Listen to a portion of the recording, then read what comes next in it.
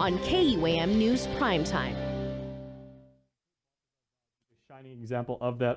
Kate, with your podcast, One with Grief and everything like that, it's done so well. It's reached so many people, and it's really connected with so many people. And, addressing a topic which is obviously very, very personal, very subjective, very dark for a lot of people. A lot of people like myself would have to return to what in a lot of ways is, like the worst day of your life and everything like that. But I mean, it's been unbelievably therapeutic, and the service you've been able to provide to the community through this podcast is immeasurable. So thank you. Half a day, Team Link. It's always a pleasure to be here. I really want to extend just from the bottom of my heart, thank you to the KUAM Podcast Network for giving us a space to talk about these uncomfortable things. This is not easy to talk about. It's felt by everyone, experienced by literally everyone. But having a safe space to be able to talk about it, you guys providing that is it's immeasurable. The help that. So thank you. I love being your partners in this. Absolutely. I mean, this show wouldn't be the success that it is, certainly, if it wasn't for you. So we are always in your debt. And I want to ask before, again, we're going to get into like this episode and everything like that, but we're going through here. And this is, not only is this a family-run company and everything like that, but we literally refer to each other as like family members, and we believe that with all of our hearts, right? So I know Sabrina lost her father recently. Very, very tough, obviously, and with COVID on top of that, and logistical issues and everything like that. We're kind of going through, our own crises, like as individuals, but as a family, like in grief, and we want to be there for her, and we've tried as much as we've been able to, and at the same time give her space and everything like that. So can you talk about like the grief that coworkers, family members, associates, friends, like that is a form of grief in and of itself as well, right? Yes. Sabrina, if you're listening, know that you're in my heart every day. I did send her a note when I heard the news. Thank you. I've known you guys for a really long time, so I know the dynamic that is among you, that it's more of a family dynamic as it is a professional one. What you're experiencing is absolutely completely normal. Especially when you've spent a lot of time together, you consider, the parents of your coworkers like aunties and uncles, and may have even mentored with them. And so you go along this journey with them. So naturally when there's a death, when someone dies, it's absolutely normal for you, even though that wasn't your dad, to feel grief. That is absolutely normal. So secondary grief is very, very normal.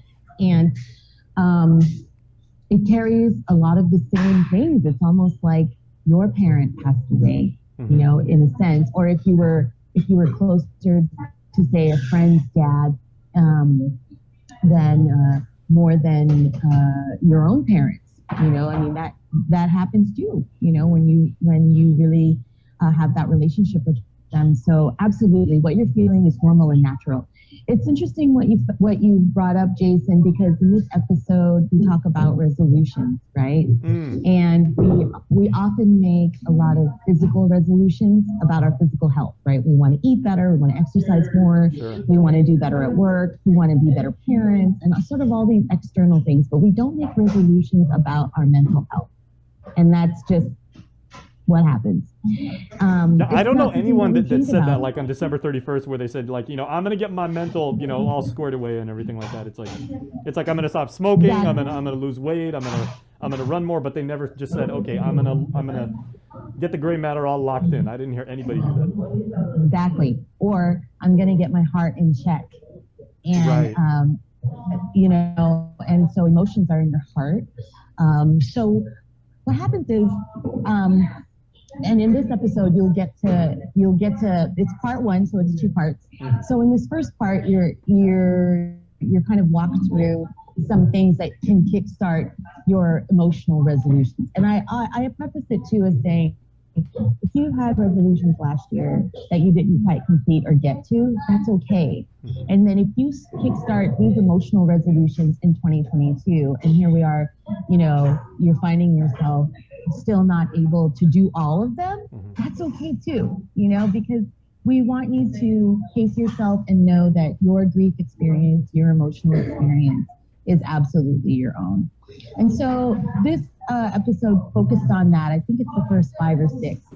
And for those around, I think in the holiday one, I touched a little bit on those around us who are grieving, and we don't really know, how to deal with, it's like you said, we want to be there for her, we want to love on her, Sabrina. This is my best friend going through something really, really hard, and like if anything or anybody ever was even remotely like threatening to her and everything like that, I'm the first guy up. I'm like, okay, let me know what I can do to help, to take care of you, to be there. Yes, absolutely. And one of those things to get your emotional house in order is that if you are grieving, accept the help.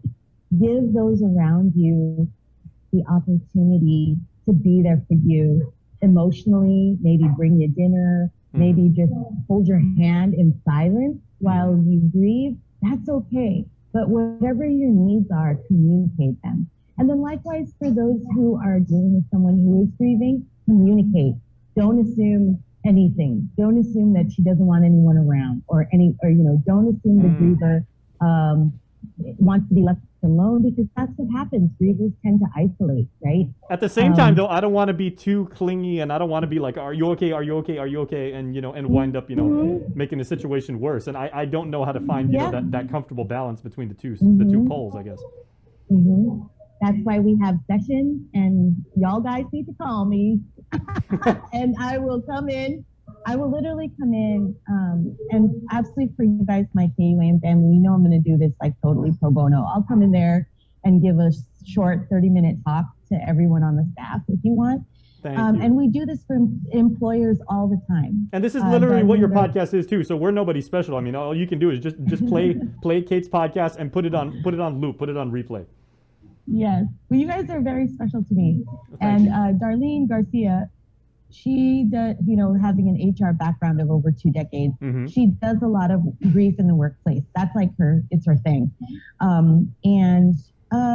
We just go in there. It's part of what we do as part of our community outreach. We go into companies who have experienced the death of a coworker or of someone very close to them. And we do that talk, and we kind of go over it with you guys. And one of those tenets is absolutely communicate with the griever, and say, what are your needs? Do you need us? And the needs change, because maybe today she feels like, I really just want to be. And then tomorrow she won't know how to say, come over everyone and group hug and let's eat fried chicken and watch Netflix together, or whatever. So whatever like the needs are, just keep the lines of communication open all the time. Do not allow her to isolate. Do not allow grievers to isolate, because even though they're like, leave me alone, I'm sad, But so this part 1 of that is kind of, it folds that in very nicely. Yeah, Kate, if I may, man, I wish I had this information, like so much earlier, because and there have been, several members of our staff who have lost. I can think of it like at least 2 who've lost a parent, like in recent years. And the first thing I was able to do, and this was after I lost my dad 4 years ago, and I said, if I may, I tried to use empathy, and I just said, this is what you're probably going to go through emotionally. Your journey is your own, but at the same time, here's what I went through. If this would help you in any way, you're stronger than you know. Here's what you probably have to do, and here's what here's the steps that you're going to have to face, and everything like that. And that seemed to be of use to my coworkers. Absolutely, you want them to grieve at their own pace. If they are feeling like they're strong today, let them be. And if tomorrow they're feeling a little bit more emotionally vulnerable, and that's okay too. However, which way their journey is leading them. I would say the myths of grief, which I go over extensively in the first 4 episodes, are, sometimes we just say the wrong thing, because we don't know. And I didn't know this, before I delved into this field.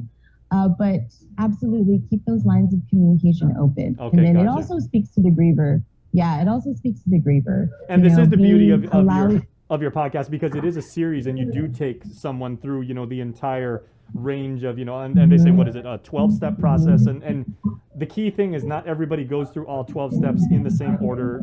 Most people don't even go through all 12 steps themselves. I mean, so it's completely unique to everybody, but you know, there are these commonalities that we all have. Right, absolutely. Okay, so with that, can you like give us a throw to your teaser like of episode 6? What's this about, and what can people expect to take away from it?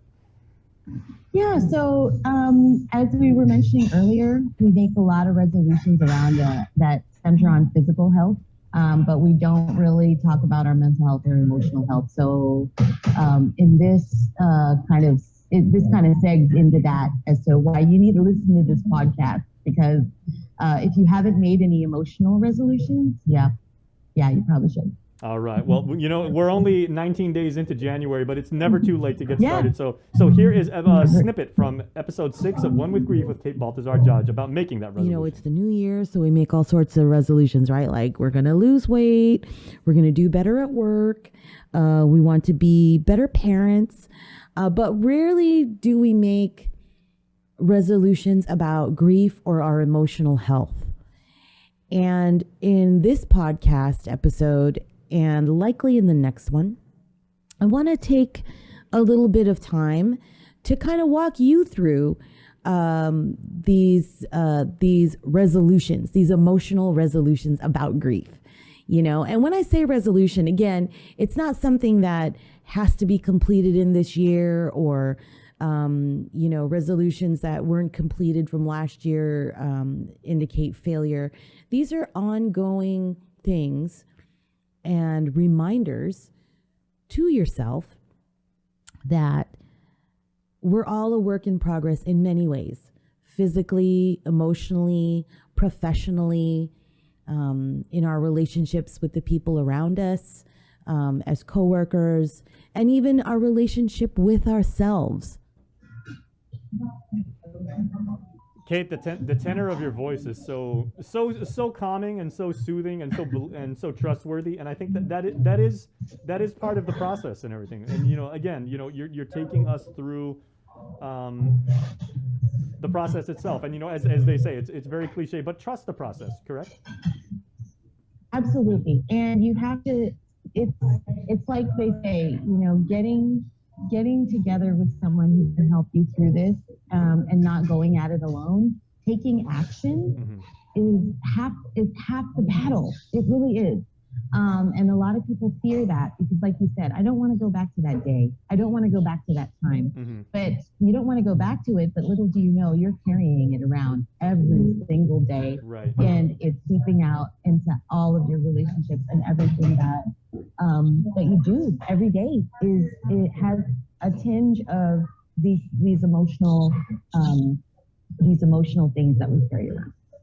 Okay, so the big takeaway from this is, you know, just be there for someone when they're going through things. Secondary grief is a thing. It is very, very real. We certainly are going through it right now. It is real. And I guess maybe tertiarily, you're actually helping us out in a mighty way by helping us understand what we're going through and how we can be there for our sister Sabrina.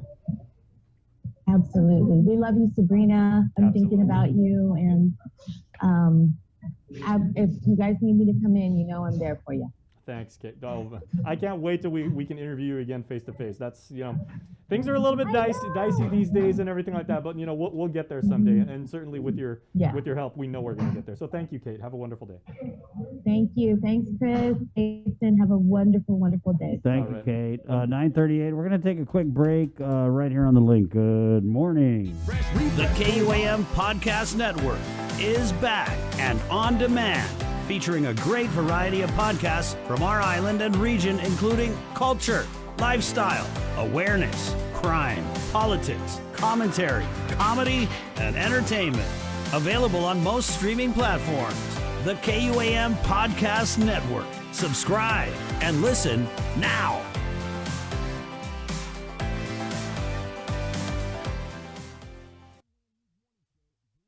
I didn't get screened because I was just afraid of it. I procrastinated. I didn't have any symptoms. I didn't have insurance.